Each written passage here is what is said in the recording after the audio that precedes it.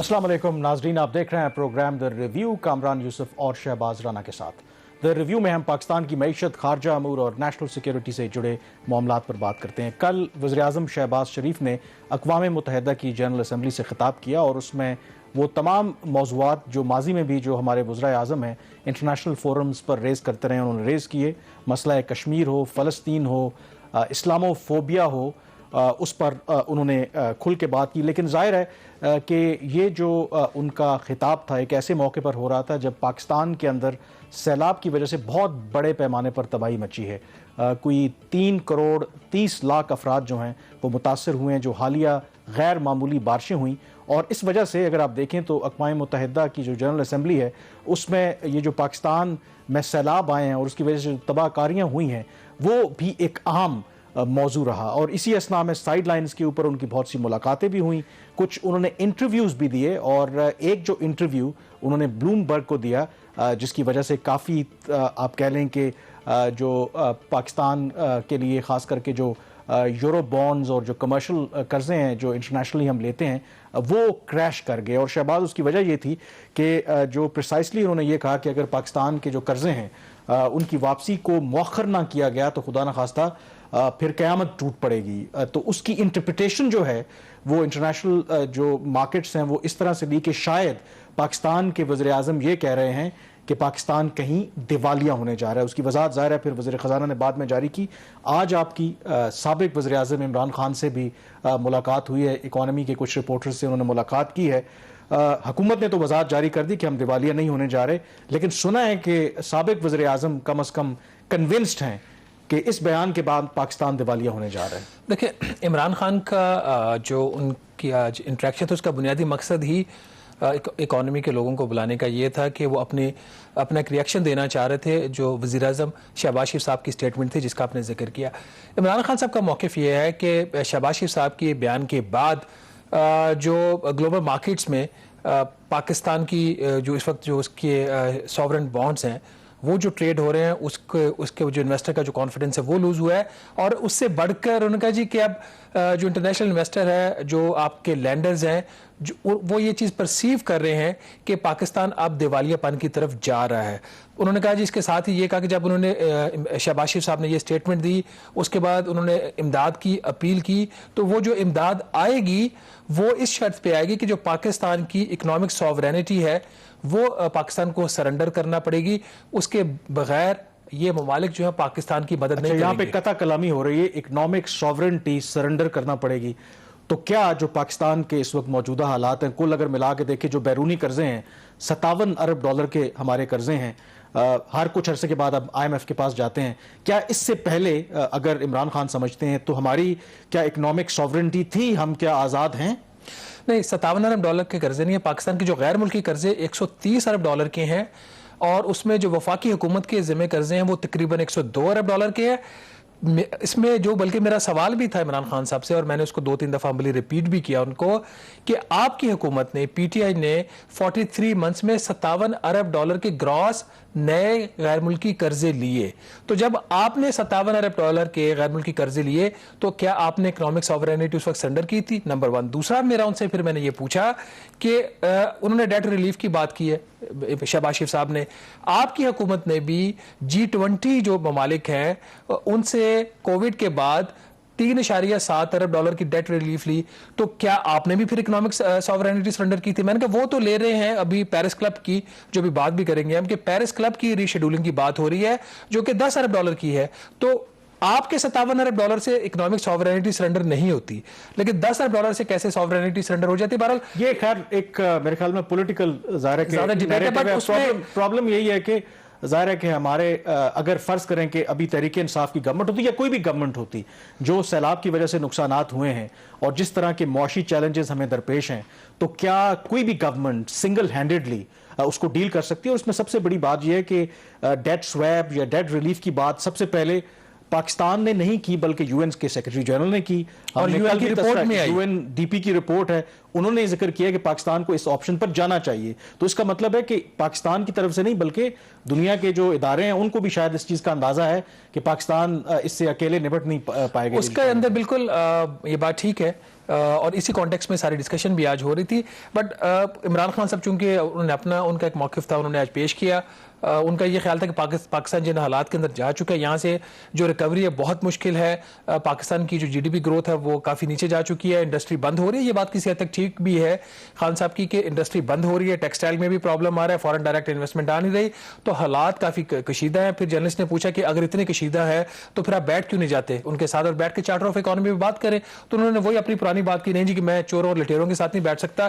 ان کا اپنا موقف ہے, وہ ٹھیک ہے. بٹ لیکن ایک انہوں نے چھوٹی سی چینج کیا ہے. پہلے وہ یہ کہہ رہے تھے کہ اگر وہ الیکشن کی ڈیٹ اناؤنس کر دے گورنمنٹ تو پھر وہ پارلیمنٹ میں واپس آنے کے لیے تیار ہیں کہ کس طرح سے الیکشن کروانے ہیں. آج سنا ہے کہ انہوں نے اس میں ایک چینج کیا ہے کہ وہی جو انفیمس جو ڈپلومیٹک کیبل تھی, اگر اس پر تحقیقات کروائی جاتی ہے تو پھر وہ واپس آ سکتے ہیں. بالکل, یہ انہوں نے ایک نئی بات تھی میرے لیے بھی کہ جب ایک جرنلسٹ نے سوال کیا کہ جو سپریم کورٹ نے آپ کو کہا کہ آپ پارلیمنٹ میں واپس چلے جائیں, تو انہوں نے کہا جی میں بالکل جانے کو تیار ہوں, لیکن اگر جو وہ یو ایس کیبل ہے, جو یو ایس سائفر ہے, اس کی انویسٹیگیشن کی جائے تو میں مشروع طور پر جانے کو تیار ہوں. یہ ان کی طرف سے بات ہی نئی بات ہے.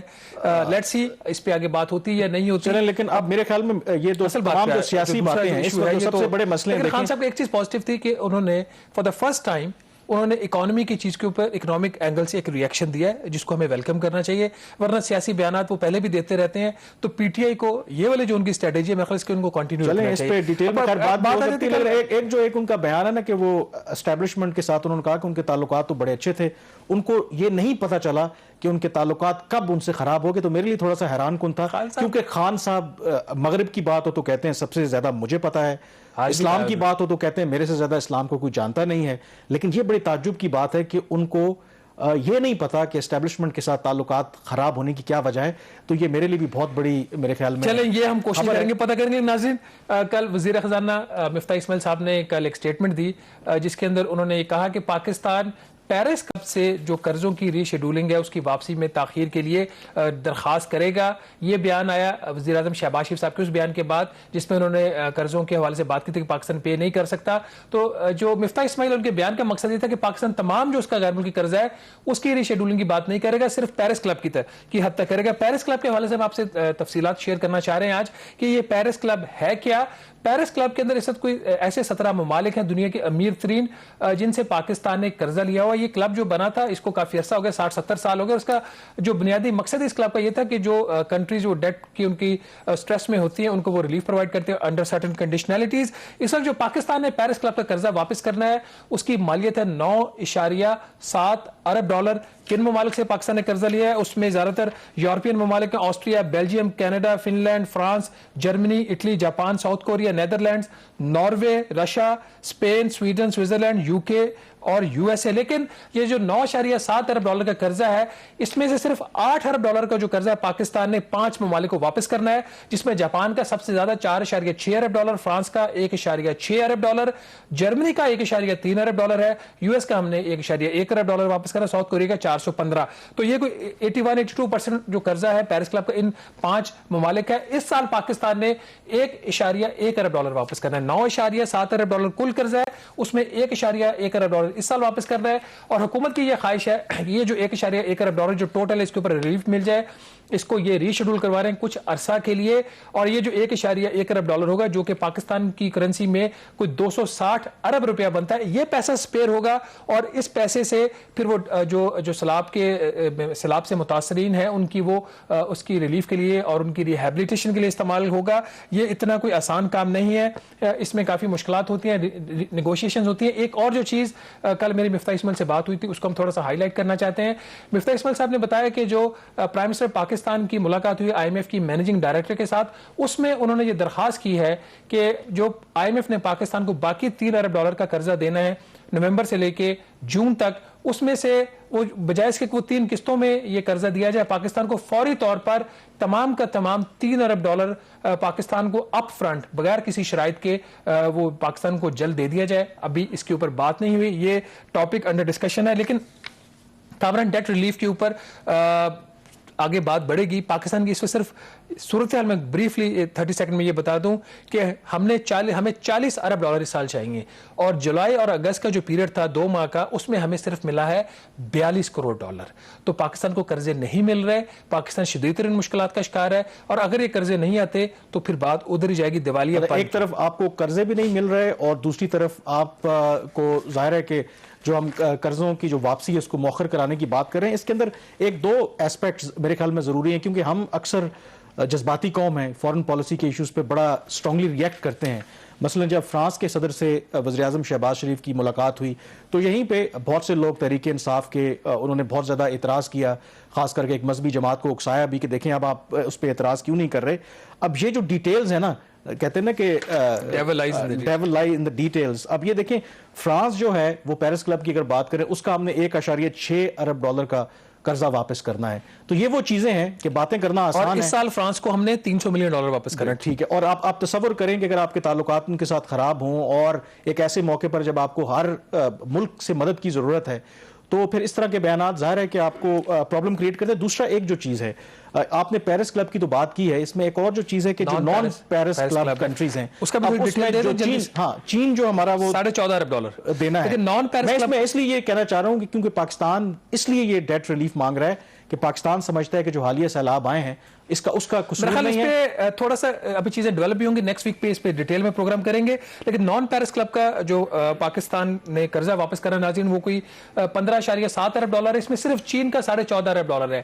اس کے علاوہ چین کا ہم نے کوئی سیف ڈپازٹ کا 4 ارب ڈالر دینا ہے. دیکھیے اب اوور آل صورتحال کافی پاکستان کے لیے کشیدہ ہے, معاملات کس حد تک آگے بڑھتے ہیں, کیا یہ ریلیف ہمیں ملتی ہے یا نہیں, ابھی وقت بتائے گا. لیکن یہاں پہ ایک چھوٹی سی بریک لیں گے, بریک کے بعد واپس آئیں گے تو بات کریں گے پرائم منسٹر کی UN کے ایڈریس کے اوپر. Stay with us.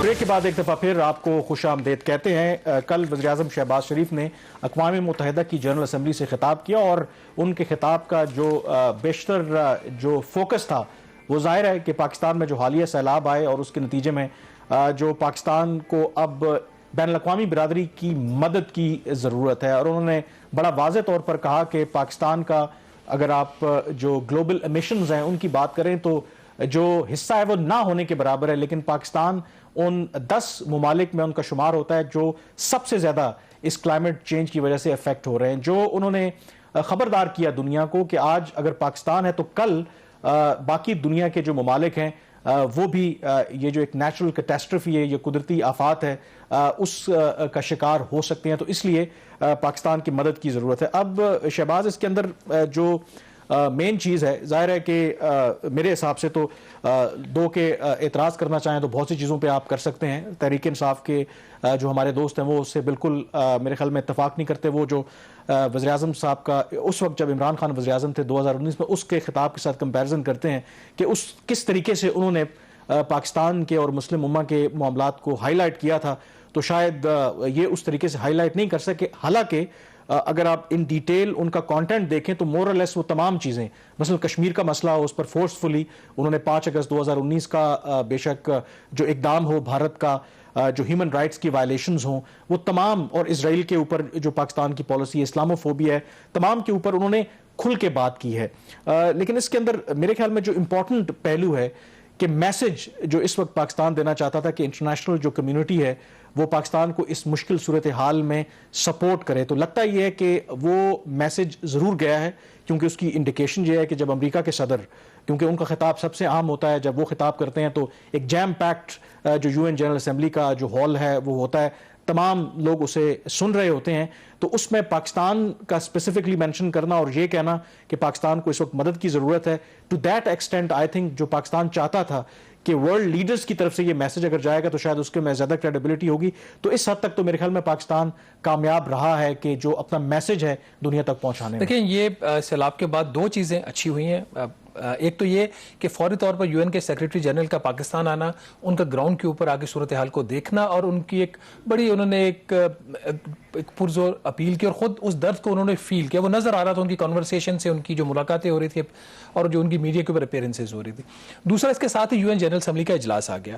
اس سے ہوا یہ کہ پاکستان کو ایک نیچرلی ایک گلوبل پلیٹ فارم مل گیا جہاں پہ وہ اپنی بات رکھ سکتا ہے. شہباز شریف صاحب کے خطاب کے اوپر کل کا اگر اس کو کمپیئر کریں, ان کا جو پاکستانی قوم کے ساتھ پہلا خطاب تھا اس کے مقابلے میں بہت بہتر تھا, اور جس طریقے سے وہ انہوں نے وہاں پہ ان کا اوور آل ان کی جو پرفارمنس ہے that was not bad at all, اچھے طریقے سے ان چیزوں کو ہائی لائٹ کیا. باقی اگر آپ کسی کی خرابیاں نکالنا چاہیں تو آپ 101 نکال سکتے ہیں. ابھی سے ہم اپنے 15 منٹ کی کنورسیشن میں کہیے ہم ایسی پوائنٹس ہم کہہ سکتے نہیں, یہ اس طریقے سے بات نہیں کرنی چاہیے تھی, اس پہ جانا نہیں چاہیے. ہماری قوم کا مسئلہ یہ کہ ہم سبجیکٹو بات کرتے ہیں, آبجیکٹو جو ہے وہ ہم بات نہیں کرتے. نو کمنگ ٹو دس ایڈریس, اس کے اندر جس طریقے سے وہاں پہ شہباز شریف صاحب نے جو ایشوز ریز کیے ہیں, ورلڈ بینک سے انہوں نے بات کی ہے مزید قرضوں کے لیے, IMF سے جیسے ہم ذکر کیا کہ وہ مزید ڈیٹ اسے لینا چاہ رہے ہیں, بٹ افرنٹ لینا چاہ رہے ہیں تاکہ ریلیف مل سکے.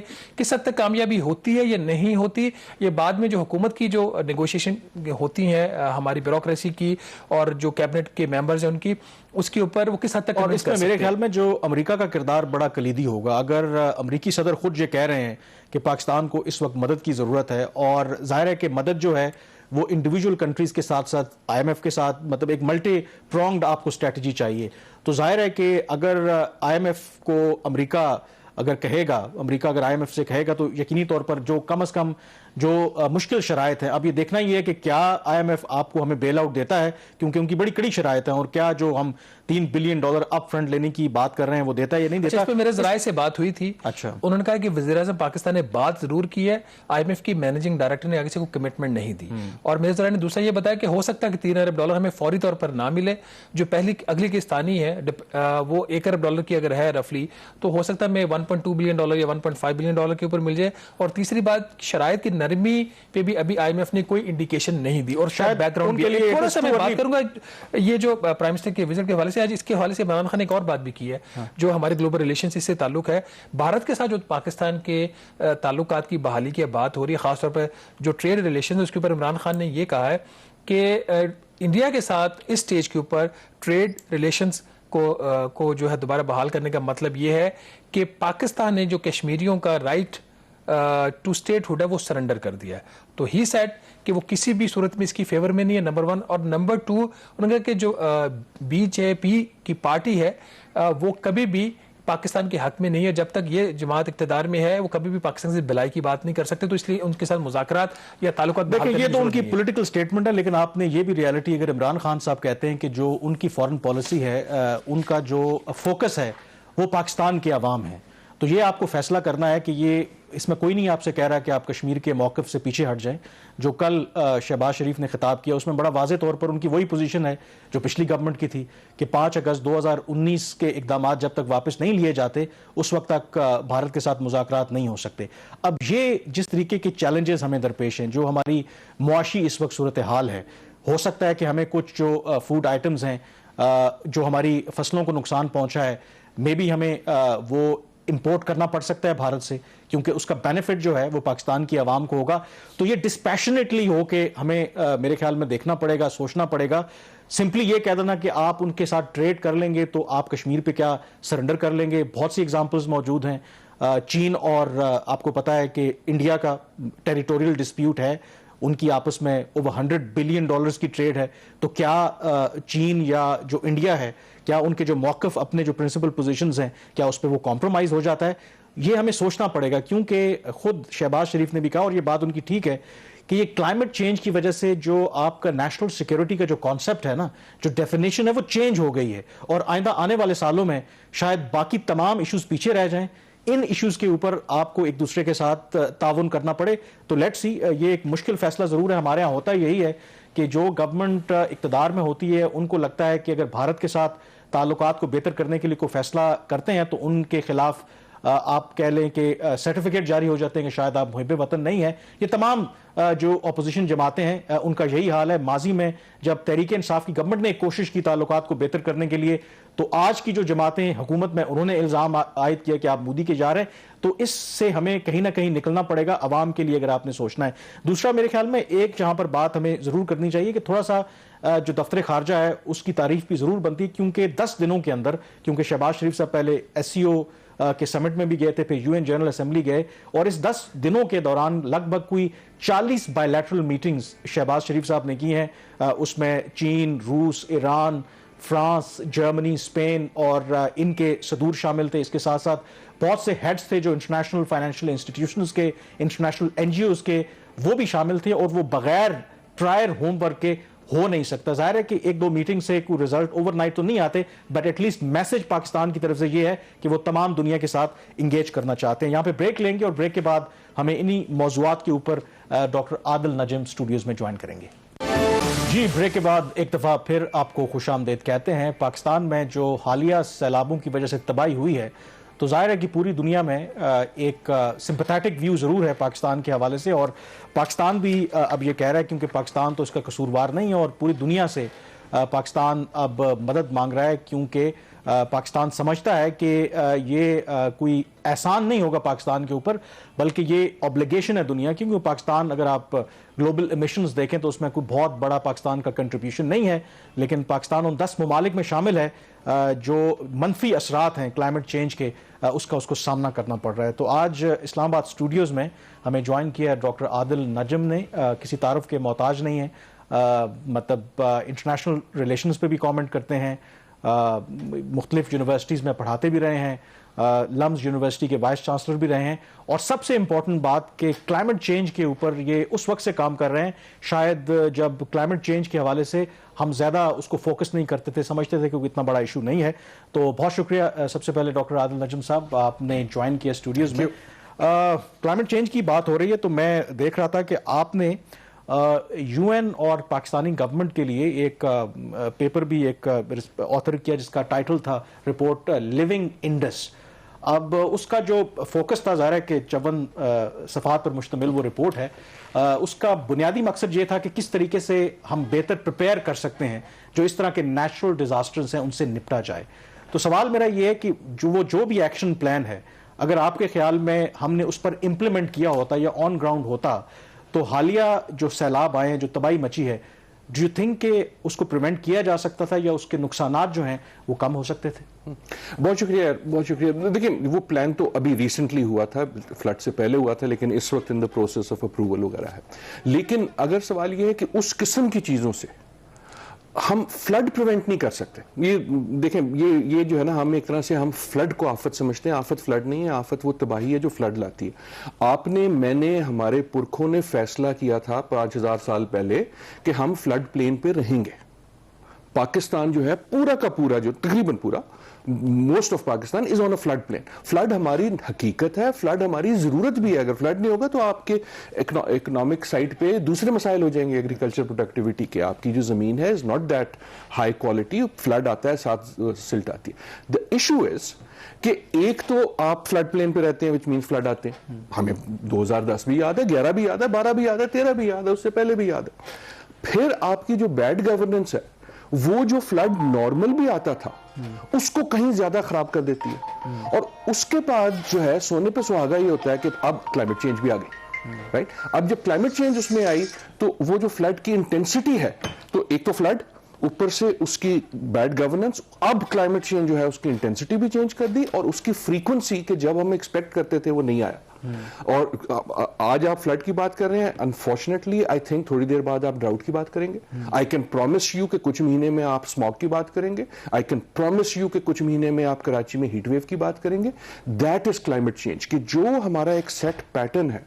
اور دیکھیں, آپ امیجن کہ کتنی ہماری چیزیں جو ہے نا وہ کلائمیٹ سے ریلیٹڈ ہیں. آپ کا ایگریکلچر سیکٹر جو ہے وہ صرف پالیسی پہ نہیں چلتا, وہ اس بات پہ چلتا ہے کہ فارمر کو پتا ہے کہ میں نے کب اگانا ہے, کب بارش ہوگی, کب پانی آئے گا. جب وہ تتر بتر ہو گیا تو وہ امپیکٹس ہو گئے. So that is the thing. عادل صاحب, بات آپ نے ٹھیک ہے, یہ سارے جو چیزیں ہیں اس کا مسائل ہیں. آپ نے ذکر کیا ڈراٹ کا, خشک سالی. کہا یہ جا رہا ہے کہ جب اس لیول کا اور اس سطح کا اتنی میسو فلڈنگ ہوتی ہے تو اس کے بعد پھر خشک سالی کا ایک راؤنڈ آتا ہے. تو ڈو یو تھنک پاکستان اور any government, whether it is the P M L N, کل پی ٹی آئی آ جاتی ہے, provincial governments, do they have the capacity کہ وہ اپنے آپ کو پریپیئر کر سکیں؟ آپ اور میں آج ہم بات کرنا شروع ہو جائیں, کر چکے ہیں کہ خشک سالی بھی اس کا ایک راؤنڈ آ سکتا ہے next. Do we have the capacity? Yes, عموماً تقریباً ہر کیپیسٹی کے سوال کا جواب ہوتا ہے نو, رائٹ. کیونکہ ہم غریب ملک ہیں, ڈیولپنگ ملک ہیں, کیپیسٹی کو نو کرنا تو آسان ہے. آئی تھنک کیپیسٹی کا مسئلہ نہیں ہے, آئی تھنک ول کا مسئلہ ہے. اور یار سچی بات کروں گا, صرف یہ گورنمنٹ کی ول کا مسئلہ نہیں, یہ گورنمنٹ کے اوقات سے بہت اوپر ہے. Just like it is a global issue, it has to be a national issue. یہ ایسا نہیں ہے کہ ایک ادارہ بنا دیا, اس میں 4 بندے رکھ دیے, 4-5 آپ نے ڈپٹی سیکرٹری کر دی, ایک ایڈیشنل سیکرٹری کر دیا, اب آپ کا کام ہو گیا. So this is not that. This has to be a national project. I think the reason मैंने इतनी जल्दी से कहा कि capacity है, वो इसलिए है कि there are win-wins here, right? The solution is development. The solution is development. मैं फ्लड और अर्थक्वेक बड़ी फर्क चीज होती है, लेकिन अगर अर्थक्वेक की मिसाल दूं, अर्थक्वेक जब आता है ना, तो अर्थक्वेक से कोई नहीं मरता है इसलिए कि छत मेरे सर पे गिरती है, छत इसलिए गिरती है कि छत कच्ची होती है, राइट?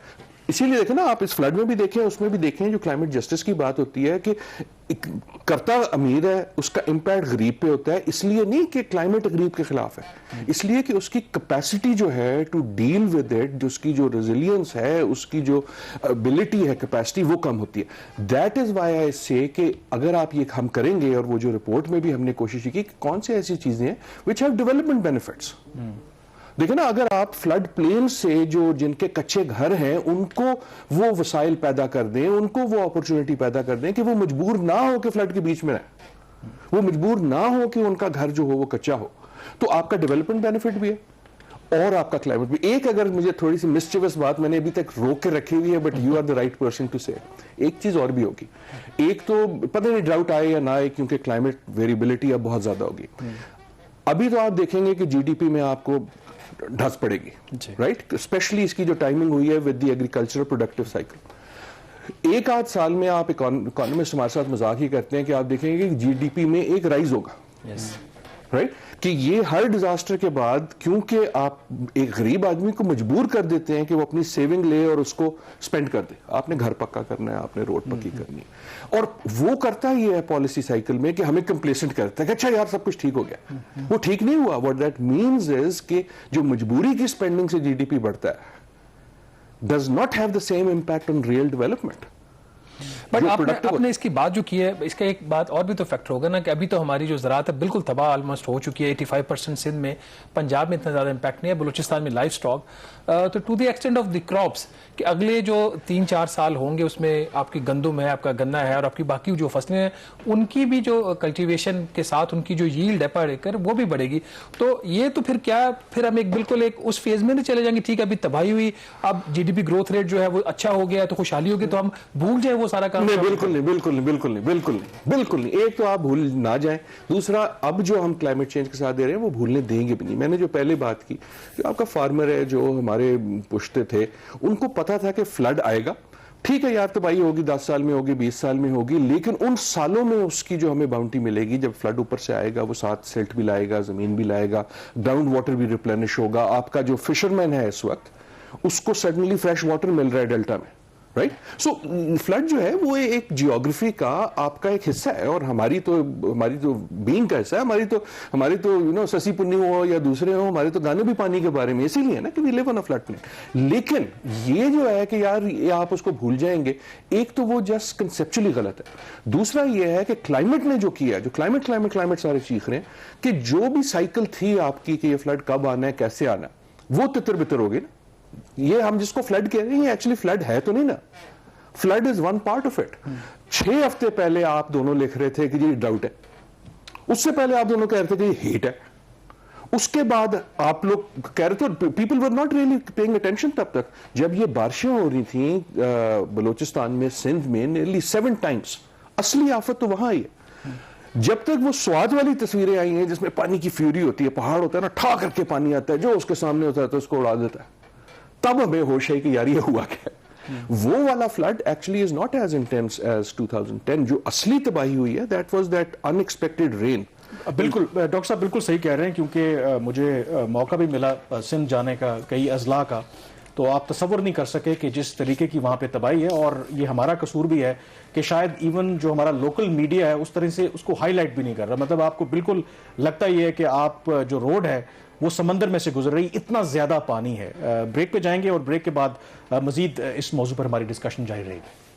जी, ब्रेक के बाद एक दफा फिर आपको खुशामदीद कहते हैं. डॉक्टर आदिल नजम हमारे साथ मौजूद हैं और हम जिक्र कर रहे हैं कि जो क्लाइमेट चेंज की वजह से पाकिस्तान को नुकसानात हो रहे हैं और इससे कैसे निपटा जा सकता है, उस पर बात हो रही है. तो डॉक्टर साहब, जाहिर है कि पाकिस्तान जो है, हमारा नैरेटिव यही है कि हम इसके कसूरवार नहीं हैं, दुनिया कसूरवार है जिसकी वजह से हमें नुकसान उठाना पड़ रहा है. लेकिन मुझे भी मौका मिला फ्लड हिट एरियाज में जाने का.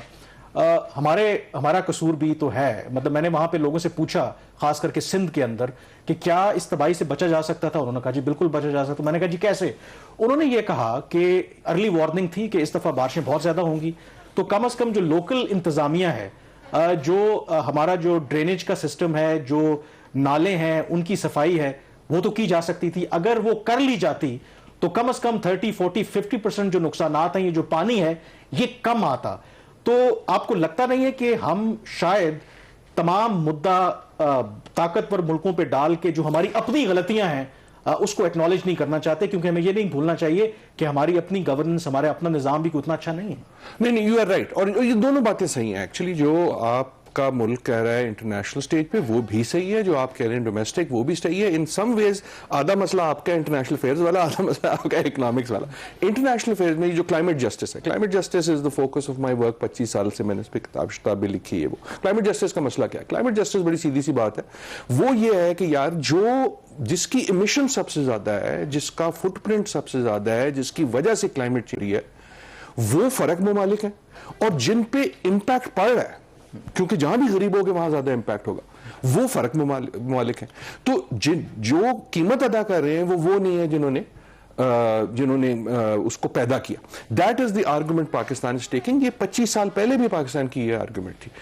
آرگومنٹ کریکٹ ہے, آرگومنٹ کریکٹ ہے. اس وقت تھوڑی سی سمپتھی بھی ہے, لیکن I don't think we should expect کہ انٹرنیشنل ریلیشن چینج ہو جائے گی. کب آپ نے مجھے تاریخ میں پہلے بتا دیں کہ کوئی بھی طاقتور ملک میں یا بین الاقوامی غریب کے کہنے پہ کہ جی میرے ساتھ بڑا برا ہوا ہے اس لیے وہ سٹرکچر چینج کر دیں. وہ سلیوری کے لیے نہیں کیا تو وہ کلائمیٹ چینج کے لیے کیا کریں گے؟ نہیں, جو صدر بائیڈن نے UN جنرل اسمبلی میں دو کہ آپ کو پتا ہے کہ تعلقات ہمارے امریکہ سے اتنے اچھے نہیں رہے, انہوں نے باقاعدہ طور پر تذکرہ کیا کہ پاکستان کی مدد کریں. ہاں مدد, دیکھیں نا وہ سارے بات مدد کے کر رہے ہیں, مدد وہ ضرور کریں گے. اور وہ دیکھیں اس لیے بھی ہے, دیکھیں ایسا تو نہیں ہے صرف ہمارے یہاں فلڈ آیا.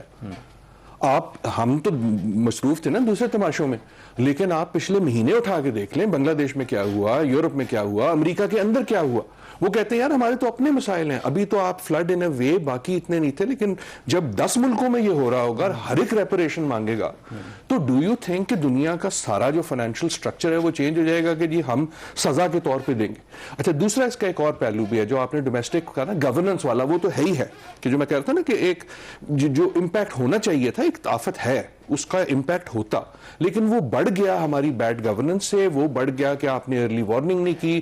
وہ کر سکتے تھے ایکچولی, کی بھی اتنی نہیں کر سکے جتنا ہم کر سکے. لوگوں کو ہٹانا بھی مشکل ہوتا ہے, کوئی اپنا گھر چھوڑنے کو تیار نہیں ہوتا. لیکن ایک کلائمیٹک بھی ہے نا, آپ آتے ہیں پجیرو پہ, میں آیا ہونڈا 70 پہ, جس نے فلڈ کی قیمت دی اس کے پاس سائیکل بھی نہیں ہے. آپ کی کاربن فرق ہے, میری کاربن, میں پاکستان کے اندر کی بات کر رہا ہوں. جہاں تک تو آپ ممالک کی بات کریں گے نا, وہی logic of climate justice applies with in the country. Doctor صاحب آپ کلائمیٹ جسٹس کی بات کر رہے ہیں, آپ کافی ٹائم ملک سے باہر بھی اسپینڈ کرتے ہیں. اب پاکستان پیرس کلب سے ڈیٹ ری شیڈولنگ کی بات کر رہے ہیں, ہمیں تو $10 ارب ان کا واپس کرنا ہے, اور اس میں دنیا کے پولوٹرز بھی ہیں. چائنا نہیں ہے, چائنا نان پیرس کلب ہے ایز یو نو. تو آپ سمجھتے ہیں وہاں پہ یہ ریئلائزیشن ہے کہ نہیں ہمارا کافی قصور ہے, اور کنٹریز لائک پاکستان ان کی ہمیں مدد کرنی چاہیے, اور ہمیں یہ ڈیٹ ری شیڈولنگ مل جائے گی, اور ایونچولی پاکستان کا پلان یہ ہے کہ 2-3 سال کے لیے موخر کروا کے بعد میں اس کو ان پیسوں کو, یہ جو اربوں ڈالر ہے اگینسٹ دی کلائمیٹ چینج جو انیشیٹیوز ہیں اس کی فائنینسنگ کی, ان میں ان کو کنورٹ کروا لیں اور معاف کروا لیں. یار آپ کے پروگرام کا مسئلہ یہ ہوتا ہے کہ آپ کے سوال بڑے پڑھے لکھے ہوتے ہیں. So that is a brilliant question, اور اس کا جواب ایکچولی کامران کی انٹرنیشنل ریلیشنز میں. I do think the sympathy is genuine. I do think کہ the world جو جن تصویروں سے آپ اور میں ہل گئے ہیں, دنیا بھی ہل گئی, دنیا کا بھی دل ہوتا ہے. I do think کہ وہ کسی قسم کی ریسکیجولنگ کر لیں گے. I do not think, اور کامران بہتر بات کر سکتے ہیں, I do not think کہ آپ کو لفظ ملے گا ریپریشن, کیونکہ وہ تو پھر پروسیس بن جائے گا نا, وہ تو پھر ایک پریسیڈنٹ بن جائے گا. آپ کو وقت ملے گا, لفظ ملے گا ہیلپ, آپ کو لفظ ملے گا اسسٹنس, اینڈ ہمارا ویسے ڈیٹ تھوڑا بہت آگے ہو سکتا ہے. Now the interesting thing in finance is کہ دیر آر ملٹیپل انسٹرومنٹ جس کی کچھ بات کر رہی ہے گورنمنٹ, اینڈ آئی ہوپ زیادہ کرے. دیر آر ناؤ, دوسری کنٹریز ہم سے پہلے گزر چکی ہیں اس سے, دیر آر جس کو کہتے ہیں گرین فائنینسنگ کے انسٹرومنٹس. ڈاکٹر صاحب سوری ٹو انٹرپٹ یو, اب میرا پرابلم یہاں پہ یہ ہے کہ اب ہم گرین بانڈ فلوٹ کرنے کی بات کر رہے ہیں, ٹھیک ہے, ہم گلوبل مارکیٹ میں جائیں گے, 1 یا 2 ارب ڈالر کا قرضہ اٹھائیں گے, گرین بانڈ ہوگا, وہ کس لیے ہوگا, وہ وہاں سے پیسہ اٹھا کے اس کے ایکول میں قرضوں کے اوپر جو پہلے لیا وہ سود کی ادائیگی کر دیں گے, اور مطلب یہ تو پھر وہ پھر exactly don't you think it will be another debt instrument? it can be and میں exactly I 100% agree with you کہ اگر ہم نے یہ گرین فائنینسنگ پہ جانا ہے تو پلیز آنکھیں کھول کے جائیں, فائنینسنگ کے پیچھے نہ جائیں, گرین کے پیچھے جائیں. Right? So there are multiple instruments. ایک ہوتا ہے مثلا جسے ڈیٹ فار نیچر کہتے ہیں. ڈیٹ فار نیچر یہ کہتے ہیں کہ یار میرا جو ہے نا ڈیٹ ہے میں نے دینا ہے, تم یہ کرو کہ میرا ڈیٹ تم لے لو, اس کے بدلے میں پاکستان میں یہ انڈس پلان جو ہمارا جو تھا living Indus, I will spend in rupees on restoring and strengthening Pakistan's environment. ٹھیک ہے, میں نے قرضہ واپس دے دیا لیکن اب میں نے روپی میں ایکچوئل پاکستان میں اسپینڈ کیا, اور جو اس میں ون ون آتا ہے for countries who want climate action, کہ بیکاز ہمارا جب ہم درخت لگاتے ہیں تو دنیا کی کاربن پہ اس کو فائدہ ہوتا ہے. So there are a number of these innovative instruments including in bonds. لیکن اگر آپ بانڈ صرف اس لیے کریں گے کہ یار ابھی جو ہے اینجلینا جولی جو ہے وہ مسکرا رہی ہے اور اس کو ہمارا دکھ ہے, تو اس میں کرتے کرتے نیوے نیوے ہے نا تھوڑا سا وہی والے ڈیٹ انسٹرومنٹس کو سائڈ سے چمکا دو, that will be morally wrong and economically. اچھا ڈاکٹر صاحب, بالکل ہمارے پاس لاسٹ 30 سیکنڈز ہیں. اب یہ ساری باتیں تو ہم کر رہے ہیں, دنیا سے تو ہم کہہ رہے ہیں کہ ہمارا احساس کریں, کیا ہمارے جو اپنا جو تمام سٹیک ہولڈرز ہیں, پولیٹیکل لیڈرز ہوں یا دوسرے لوگ ہوں, ان کو احساس ہے؟ ایک طرف اتنی بڑی قدرتی آفت ہے, دوسری طرف وہی بزنس ایز یوزول, سیاست, ایک دوسرے کے اوپر الزام تراشی جاری ہے, اور شاید اسی وجہ سے میڈیا کا فوکس جس ایشو پہ ہونا چاہیے اس پہ ہے نہیں. یار میڈیا کے علاوہ بھی آئی ہوپ ہے. دیکھیں میں آپٹیمسٹ ہوں, میں نہیں بلیو کر سکتا کہ کوئی پاکستانی, چاہے وہ میڈیا کا اینکر ہو, چاہے وہ ملک کا پرائم منسٹر ہو, چاہے وہ اپوزیشن کا لیڈر ہو, اس کا دل ہو نہیں سکتا نا پاکستانی یہ تصویریں دیکھ کے ان پاکستانیوں. So I am not willing to believe کہ اتنا سخت دل آپ کو سیاست کر سکتی ہے. What I would have like to believe, اگر ہم تھوڑے سے نارمل کنٹری ہوتے تو یہ وقت اب یہ تھا کہ کہتے ہمارے اختلاف جو ہیں سو ہیں, 10 منٹ کے لیے ہم سارے کے سارے اپوزیشن گورنمنٹ سارے ملا کے ہم ایک کمرے میں آئیں گے اینڈ وی ول سے ٹو پاکستانیز فرسٹ, دنیا تو جائے نا باہر میں, پاکستانیز فرسٹ کے ہم تمہارے ساتھ ہیں. چلو بہت شکریہ. یہ وقت ہماری سیاست میں نہیں ہے, اسی لیے آپ کہہ رہے ہیں اس کے لیے تھوڑا سا نارمل نہیں لگتا ہے کہ جتنے اختلافات ہیں آج کل کی ہماری سیاسی قیادت کے, بہت زیادہ میرے خیال میں نارمل ہونا پڑے گا. بہت شکریہ ڈاکٹر صاحب پروگرام میں جوائن کرنے کے لیے. پروگرام دا ریویو سے اتنا ہی. مجھے کامران یوسف اور شہباز رانا کو اجازت دیجیے. اللہ حافظ.